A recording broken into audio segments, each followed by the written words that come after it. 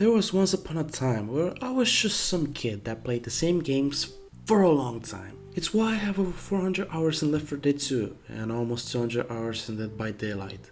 Worst mistake I've ever made in my entire goddamn life. So believe me when I say that the game I'm about to talk about is the game that made me have over 200 games in my wish list and have over 60 games in my library currently, with the list ever so growing. I have to thank Steam for recommending me Paper Lily Chapter 1 just, out of the blue.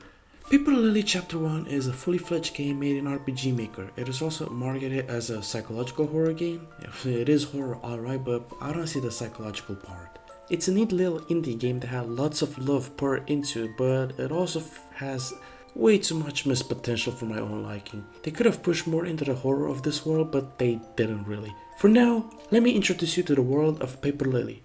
Of course, everything in life starts with a choice. What do you want to do at this shop? I like a coffee and a chocolate eclair if you don't mind. This cashier sucks ass at her job. She dropped glass on the floor. Meet Lacie. She's a close teen that seems to have this bad aura around her. It's why everyone doesn't seem to like her. Even the strangers are gossiping about her. Of course, Lacie had enough of everyone's bullshit and decides to just leave without getting the things she ordered. Life can be a bit too much sometimes.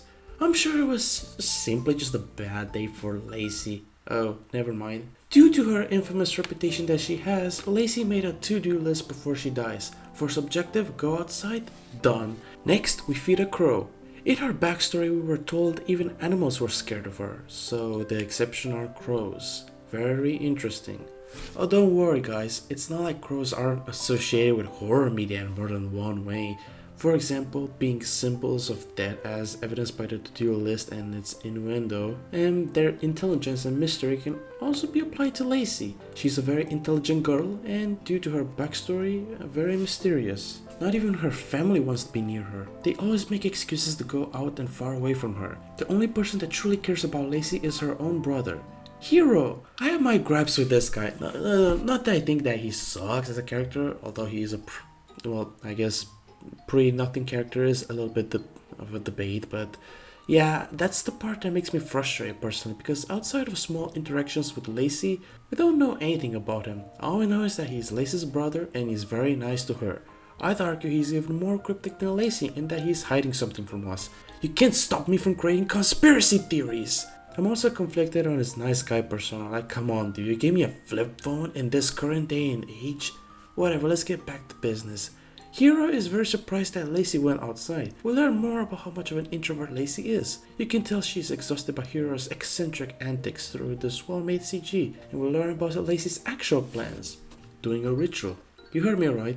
She believes that she will find her answers to her problems if she performs this ritual that many people seem to have done if there are forums online for this shit. Hero does try to change her mind, but she is set in stone, so he leaves her alone for the time being. Let's also hope that Hero doesn't gently open the door on Lacie at some point in the future. We finally made it to our bedroom. Lacie makes a meta joke about how life being on a high difficulty setting, then goes to sleep. Well, hang on, you have work to do. The ritual letter is one ominous letter. It took months for others and it still never came. However, for Lacie, the letter came after just one day. Also, did I read that right? This isn't the first time doing a ritual? Then, I'm sorry, but I'm not sure if this is a simple mistake in the writing. But you should already know if you got your answers or not. You should not be as startled to this world if you already performed rituals like this before. Really, the only thing that's saving this game, barely, is that we don't know if she was successful or not. This one line of dialogue almost breaks this game because we don't know one detail. I hope they elaborate this point in chapter 2 because this is kinda important if you ask me. We feed our Tamaghost, read some forum posts that are pretty hilarious but extremely accurate. One even mentions the weird ads that are on this site like return doorknobs. Yeah, it does sound like a scam.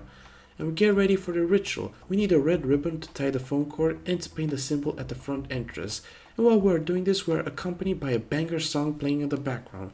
Before we go to sleep, we have one final talk with Hero where he shares this poem he was reading that seems to be an omen for something.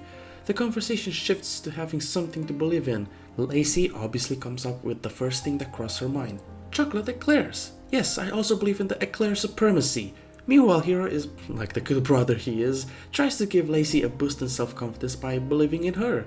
It is a sweet moment between the two of them that, sadly, we don't get a lot of. It also adds more to Hiro's character. Hopefully chapter 2 will answer my prayers. With that out of the way, we set up an alarm and we go to sleep. We have one of the many dream sequences that Lacie has to go through in order to wake up. It's essentially reliving her worst moments in life, and she has to do with that in order to wake up, otherwise who knows what will happen. I like these dream sequences. It's the best way to showcase how much bullying Lacie endured without having to resort to flashbacks or anything else to disrupt the narrative. Plus they're not long sections either. Now it's almost midnight and the game proceeds to jumpscare us with the alarm going off. If I'm being honest, the horror quite non-existent at times. So honestly, it's really nice to have moments like this. Especially if it's subtle and not in your face, that just makes it even better. Like this door that closes by itself ominously, or these footsteps that come from under the table. You make a phone call and if you tried dialing a number earlier, then this will be easy. However, if you didn't, then you might have some trouble with this. It's a small neat puzzle. The phone number we dial answers and we say that our boss is late, but it's not anymore. Then we have this 20-second timer to exit the house. Like, come on dude, that's quite generous, don't you think? I can literally walk to the exit, there's no urgency to hurry up. There it is, the boss. How did he get here so quickly is a good question, but we don't have time for that. There is no going back. We get on and we take our seat. Off to who knows where. We get a moment of self-reflection from Lacie. It's not anything too philosophical, but it does illustrate Lacie's depression and how lowly she thinks of herself, to the point that if a different version of herself made a home, everyone would be happy. It doesn't matter if her parents approve of this, things would be better without her around, which is unfortunately a common mindset among people that struggle heavily in life. We enter the second of the many dream sequences. It's the same as the first one, except it's scary. I think this figure's existence is only relegated to this blink and miss jump scare, but it still does its job right at being a subtle way to make the player feel fear. And that's not the only difference. There's also this red glowy thing that I'm not sure what it does. All I know is that there are more of them. Suddenly we're greeted with more creatures sitting in the bus with a violin going crazy in the background. The bus stops so we get off because that's what the guy on the forum said. This hooded figure is surprised that we listened to those words. I wonder who that is. We arrived at a forest. This entire area is one giant puzzle. Back when I played this for the first time, I had no idea how this worked and was ready to call this puzzle vaguely too complex before playing through it again live and easily doing it. I felt pretty dumb that I did not notice the answer back then because the game even gives you a clue. The idea is to point the respective signs to the way forward through the path. Let's say a sign is pointing at a wall. You have to turn it in a way to point the correct way. It is essentially carving your own path. That's pretty cool for a puzzle, I won't lie, and it did leave me stumped for way too long than I'd like to admit. There's even secrets to find, which is cool. And it could also do the same thing with the train station signs. The train station offers its own area and puzzle, which are cool in my opinion, as well as its own share of scary moments. We also got another puzzle that's less ingenious compared to the other one that we just did. There's two ways to solve this one. Either try to get the right combo to have all the lamps closed, or you can go to the train station to get the scissors. I find that really cool as it encourages exploration for a different way of puzzle solving if the intended way is too much for you, even if it's not that difficult in hindsight. We have now reached the main area of the forest. This is where the real search begins. I honestly like to treat this whole place as a hub area of the forest. You can pretty much find everything here, multiple ways to progress, things to explore, and secrets to discover. I really like this aspect of the game. We have a couple of landmarks we can visit, such as this gate that's locked tightly because of certain primal incidents. Near the gate we find a treasure hunter's note next to a strange statue. It tells us the locations for every key to unlock this gate. We can visit a sculptor's house that has a nice little garden on the side, and you can find a padlock key if you interact with the cactus. Just like what the note said, if you bother interacting with the sculptor, then make sure you react quick enough so you don't die because you disturb his peace. A chase sequence that can only be triggered by your own actions, your choices, in a video game matter? Through this path, if we do a little bit of exploring, we'll wind up finding another padlock key. We can also visit Red's treehouse. We are greeted, by this interesting character that calls us an interesting character. This area gives us the most gameplay we'll ever see so far in terms of combat. I'm not sure how to describe this since you're essentially just dodging spike traps. But hey, we finally made it past the traps. Meet Rune. He goes by many names, but him being a demon shouldn't be ruled out. He's just well fed. He also loves collecting runes and asks us if we have any. No, Lacie introduces herself and wonders if Ruin knows anything about her problem. She thinks that she might be possessed, which come on girl, Ruin says possessions are an outdated concept. I guess it's not hip anymore to control another human being without their consent. Instead, Lacie is more likely cursed. Now, what kind of curse it is? I have no idea. But hey, lucky her! Red is an expert in curses and can lift them off as well. Unfortunately, no one is home.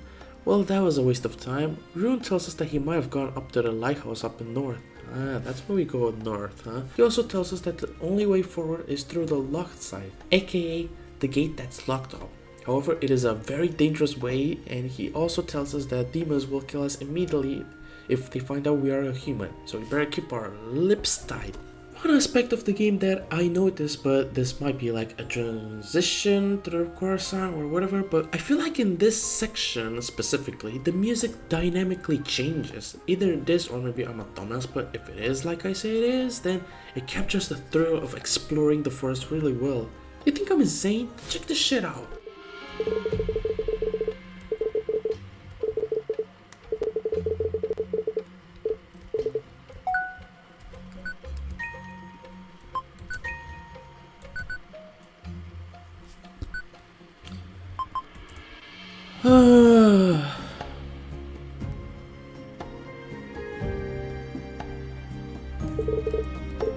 Is the music like dynamically changing? What the fuck?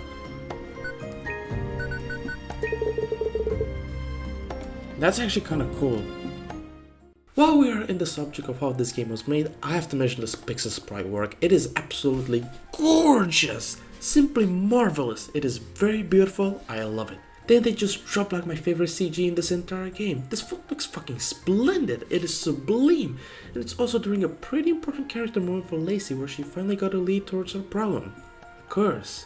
She has many questions just like us, and if possible, she wants to see the answers for all of them. This moment drives in her motivation to keep going down this path, and also serves to motivate the player to see through this adventure, and this leads into a sibling moment. Lacie calls Hero and he responded, even though there's no reception here. That's weird, I wonder how that happened. This scene is lighthearted, a mere comic relief moment between the two of them. It's fine. And hey, while we are here, let's meet the very secret characters. We have Alba with her shop full of fish trying to sell one for 5 coins each, or you can just buy the entire stock for only 10. That sounds like a steal.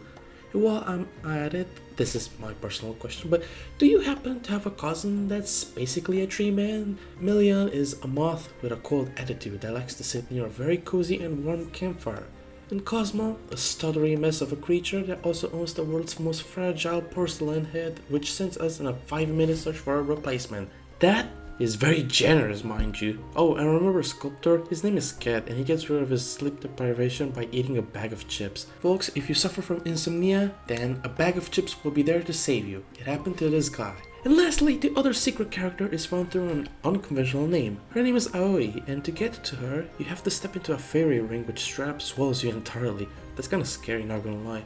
And the way the music abruptly stops sends a shiver down my spine. She's a fun enough character that has the most annoying way of the most annoying way to save her. Without a guide, it's like fighting air. It's no use. It doesn't contribute to anything in the story, but hey, we save someone, we feel accomplished. It's just the path to doing that is a little bit complicated, which depends on who you're asking. If it's fun to go through it. It's time to go through the locked side. This is the most horror we are going to get in this game. The small part is pretty well made. You have to follow the trail of flowers laid by the treasure hunter, and while you're doing that, you have to immediately hide when your heartbeat starts going crazy. I even managed to get live footage of the creature that lurks beneath the shadows. This part is well done, and especially the little troll where the guy actually died so the path is not 100% reliable. Great job, guys. Now, I'm not sure what to call this area. It's still part of the forest, clearly, but it feels unique compared to the forest. I'm gonna call this area Respite, because the section we did earlier was quite intense. So, this area is more like a pause from action to take a breather, while with the calm song playing in the background and everything. Your objective is to get on that boat. However, there's a monster that loves meat and hates water. So you catch this injured bunny, put it in the cage, and drop it in the water. Congrats, now you get the boat paddles and you can get out of here. But if you really like that bunny so much, then you can keep it and instead do this in a different way. I really love the fact that this zone and the forest section earlier have different ways you can approach them. You can do the intended easier way, or you can go out of your way to find an alternate path or a secret to progressing without going through the dangerous route or without doing something that you don't want to do. It's something that I want to see in chapter 2 whenever it comes. I hope it won't become the next Silk Song, Deltron game or whatever. God knows Nintendo Directs are filled to the brim with annoying shitheads that trash every game announcement because they expect one game and only one game. Sorry, I had to slander you folks. Here's my advice to you, just play other games. Anyways, we have reached this interesting door that has 2 doorknobs placed already with 4 more spots available. The more basic one gives access to this tent with a bunch of mods that want to commit unspeakable terrors because a caterpillar is being annoying. They will give us a doorknob if we kill their little brother. However, I only kill things if I want to, not because someone else wants to, so I let the poor creature go and got the doorknob for free without them knowing anything. I hope that caterpillar will grow to become a beautiful moth. The other doorknob grants access to this peculiar shop run by a shadow girl. She gives us a rainbow potion that makes us more endurable. This doesn't really affect gameplay in the slightest. I'm not sure what's the point of this. This is definitely missed potential here, but then again, I have no idea what they could have done here. Well, anyways, we got a doorknob from those mods, so let's see where it takes us. Tumbling down the stairs is the answer. Another dream. This time we have a second door. Our mother, tells us to get a knife in the closet in the garage. Well, I don't remember having this many closets. We pass out inside the dream somehow and we wake up with the knife in our hands. We give it to her. We get the second bread item and off we go. I gotta say, this didn't really show anything in particular that was interesting. We knew Lacie and Hero's parents tried to stay as far away as possible because of Lacie, aka gross children negligence. But I feel like this doesn't really show that side of the complicated relationship Lacie has with her parents that well. In fact, it's just a regular ass thing. It didn't really show anything. Kind of feel like padding for time for just a second. Either way, we are jailed. Our crime? Falling down the stairs. Who falls down the stairs? Dummies, that's who, aka us. Here's how to break out from prison. Step 1, get jailed. Step 2, just exit your cell. Step 3, congrats, you have escaped from your cell. Well, we can't exit through the door, so off in the vents we go. We make a ruckus and tumble down the vent. Uh-oh, someone heard that and they're coming here. Lacie, activate your trap card. Take that! You like my salt? Never mind.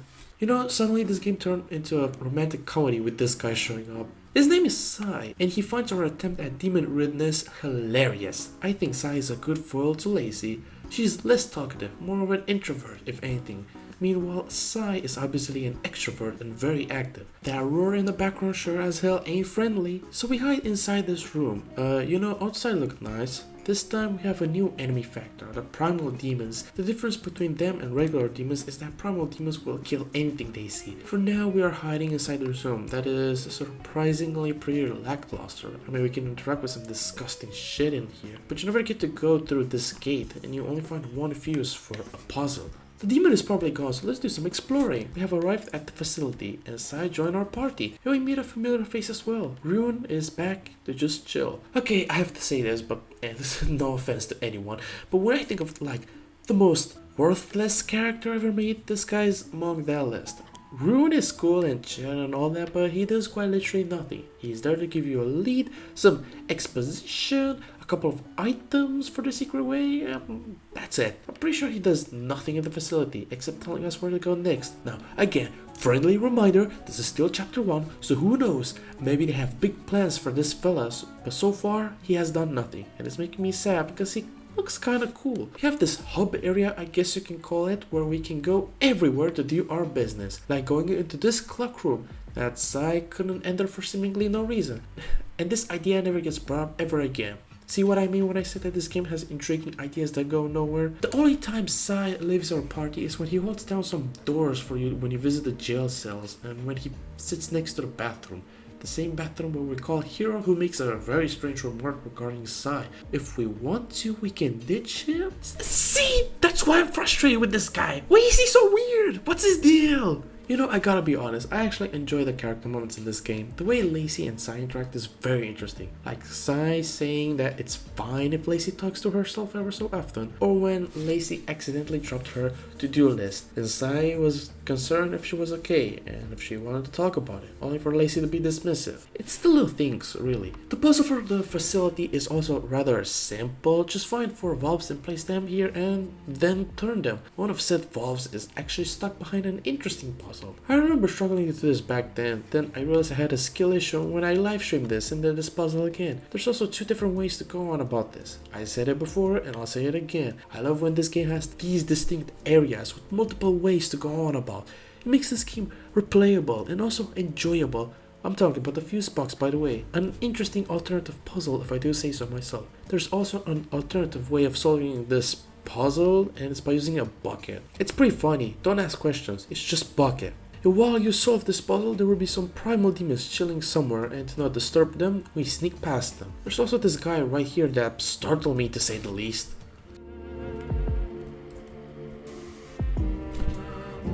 Oh, I don't remember that part. Fuck that. Well, Rune told us we'd find a cursed door down here, so let's go find it. But instead of cursed doors, we find a nice, lovely looking house. This does not seem suspicious at all. You know what? Genius idea to barge in uninvited. Sure, let's make ourselves feel at home even. We get what is probably my favorite moment in this game. Sai asks why do we perform this ritual, and Lacie proceeds to go on a lengthy explanation for why she is here, aka her backstory. It's not something we didn't know, but we get more context on what is happening with her life. Basically, Lacie has this ominous aura around her and it makes people scared or angry at her. Even the animals seem to be affected by it. She has memories during her childhood where everything was fine. Even her parents try to find excuses to distance themselves from her. Only her brother cares. Also, I really love how this backstory is presented. The simple white on a black background style looks really nice. Sai expects Lacie of any bad luck, but he doesn't care because he's a homie and also best comedian. Tables salt do indeed ward off demons, so most likely curses can also be warded off. We meet the resident of this house, and she seems to not enjoy fires. I wonder why. She also gets reminded of Lilith when looking at Lacie. Who is Lilith? Then she teaches us. Oh look, a new dream and a new door. This doesn't really show anything new. Her classmates bully her, although it's not like we knew how bad it was back then. This one establishes the roughness of Lacie's school life. Everyone practically treats her as a witch, foreshadowing, and they force her to eat a dead crow. Nah, screw that. Let's show the world true terror. Murder everyone! Nah, just kidding. You're left with personal trauma. A weird thing is that there is a force that pushes us out of the wardrobe. Interesting idea that doesn't really go any... Okay, I think you guys got the gist. Whoa, hey, hang on a second. You can't just ignore the physics of reality just like that. No human being can just magically phase through iron bars. Nuh-uh. I like how Sai's like, be careful to not get killed or something. Like, oh please, calm down. Spoiler alert, nothing will kill me. There's no one patrolling, nothing, not a zilch. How can you have someone say that and then not make a threat for the player to be careful of? That's not how things are supposed to work. No, that's some backwards logic if you ask me. So I'm wandering around aimlessly and we meet this creature that wants to help us because that's his job. Let's call him Spider. No, that's not a terrible name. You resemble a spider. Don't try to act smart with me, fella. Anyways, it tells us that we need to find 5 items scattered throughout this entire house with no imminent signs of danger. Like seriously, when I played this for the first time, I thought this would be a stealth segment where you have to avoid missed knives. Miss potential, blah blah blah blah. There's this... Can I even call this a puzzle? You can find almost everything these plants need in this one room, except for the meat. That one is found in a separate room. I'm not sure what to say regarding this puzzle. It gives us a lockpick. Want to talk about horror in this game? Check this out. You see that painting? Looks unsettling, and she's not a fan of taking her eye out. Yes folks, we have a full-blown chase sequence. An obligatory one. The only one in this game. Honestly, chase sequences can feel overused in a lot of horror games, especially indie games. But I let this one slide since this is the only one in the entire game and it's like around the end of the game. Plus it's not that bad and you can be in pretty close to death situations if you don't navigate this little maze carefully and not bump into walls. With the lockpick, you can save Sai, so make sure you guys always do that, okay? He's our homie. I think I got the not so important stuff out of the way. Let's talk about Miss Knives, shall we? Let's begin with the 5 items. A mirror which seems to depict something horrible and can be expected to regain its colors back. A human foot which belonged to someone else. A knife which we cut the body to get the foot and also cut ourselves to,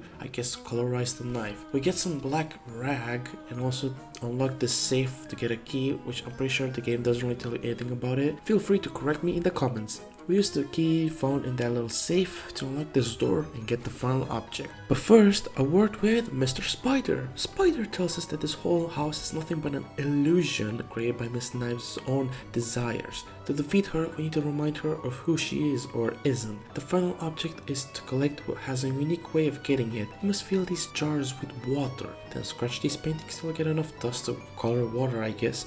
Then you're done. Alright, we have finally arrived at the crucial moment. Miss Knives' backstory. Once upon a time, there was a little girl who was blind. Her parents considered abandoning her, but they didn't really have the strength to do that, let's be honest.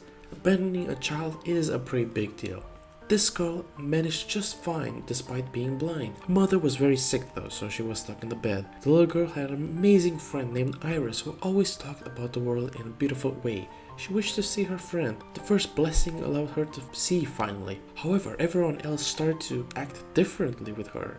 Even Iris sensed something weird. But she was excited that young Knives got her eyesight back. She called it a miracle. Iris gifted Knives a sketchbook because she always dreamed of painting. She got it from her father. This is the second blessing. Third one involves the cold compress. Miss Knives gave her mother a cold compress. After all, water provides the best healing. However, everyone believed that she was a witch due to her feeling better all of a sudden. Next thing Knives knew, she witnessed her mother burn alive in front of hundreds of other people. That's when she wished she were blind for the first time. School life wasn't any better. She was bullied by a bunch of boys. They ruined her sketchbook once they saw the horror drawings lurking on those pages. Suddenly, the boy's foot just did a complete 360. It was out of nowhere, to say the least, and obviously it didn't do Knives any favors because she got accused of being a witch. While waiting for her execution, Iris visited Knives and asked her to stab herself with the knife, saying that it would be a less painful death than burning alive. Fair enough, but Miss Knives decided to be burned on the stake. However, the fire seemed to ignore her and instead went after everyone else in the village. Everything was burning down. It was all because she cured her blindness magically. She hated her new eyes that seemed to not belong to her, so she stabbed her eyes till she saw no more. I have to be honest, I kinda bash this game here and there every so often, but credit where credit is due, this was an amazing backstory for a character introduced this late into the game. It was melancholic, tragic, and unexpected. I think it's like an old-timey kind of setting considering the logic of the citizens with the witch hunts and everything, but I cannot deny this is very compelling. Suddenly the game gets spooky. We do this puzzle which is just a reminder to know the order of the events in question. With the lighter we light the fireplace and burn every item in order. It's time to face her in a boss battle. I didn't like it. Never mind the fact that the game barely prepares you for this kind of battle, which thank God we have the option to skip. This fight is so annoying! Her second phase is a little bit better since all you do is run to the items in order and blow out the candles next to them. And it is pretty scary to see this many creatures chasing you endlessly. Her third phase is literally the same as her first phase, but harder. Sorry, I had to skip this. I'm sure it's a great boss battle in Marble. For this kind of game, it's a bit too difficult. To be completely honest, I did not expect Miss Knives to have this much depth to her character. I kind of feel bad for her, and she's also a neat parallel between her and Lacie, where she tried to bury her traumatic past and live her life in an illusion despite the damage the curse has done. Meanwhile, Lacie actively searched for answers to her problems, and once she found them, she goes out of her way to try and fix the root cause of her problems. Despite what the to-do list might suggest, she's determined to see her resolve, and she definitely has no plans to end everything, because it would be meaningless. But unfortunately, she didn't really manage to do the thing she'd set out to do. Might be too daunting of a task for her, but she has time, just like what Sai says. Although I guess living life isn't a bad thing after all. We even meet Spider in his actual form. He did help us a little bit and managed to take down the illusion. So our reward is a couple of broken doorknobs that takes us to the lighthouse. Unfortunately, they are broken, so we'll not meet Red. But we have the opportunity now. For now, let's return home. Sai suggested we should make a to-do list for things to do after we get fixed, like treating him to an eclair. That sounds nice. I hope she does that. Devs, you know what to do. Lacie walks off, but Sai seemingly stays behind. Who knows what his intentions are? I guess we'll find out about them in chapter 2, but for now, we are left with a cliffhanger. The end. I'll be honest, I did criticize this game a couple of times, but I also praised it many times for a bunch of cool things it did. The different ways you can advance through these areas, the missed potential ideas the game had that went nowhere, the lack of horror, the brilliant backstories, the amazing character interactions, etc. And to tell the truth, I'm actually excited for chapter 2 when it gets released. Eventually. Thankfully, the devs uploaded some gameplay footage of chapter 2 where we play as Hero. Finally, I'll get my answers. But at least chapter 2 is still in development, so until then, I guess this is where we part ways.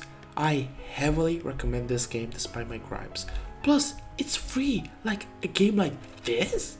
Free?